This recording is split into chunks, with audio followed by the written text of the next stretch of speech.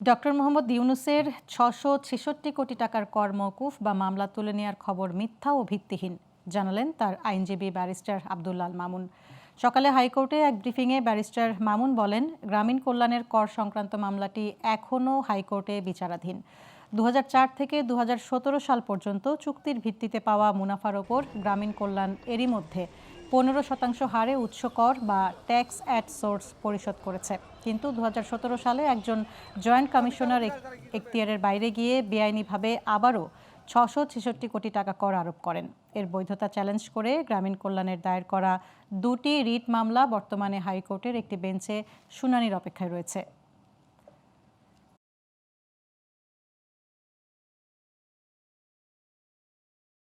Profit sharing এর একজনকে inquiry করে তাকে বলতেছি এটা তোমার আউটসোর্স ইনকাম, সুতরাং এটাকে ট্যাক্স দিতে হবে।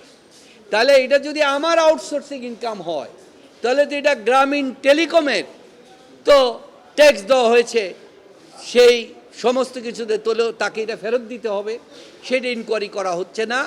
এই হচ্ছে মামলার বিষয়টা।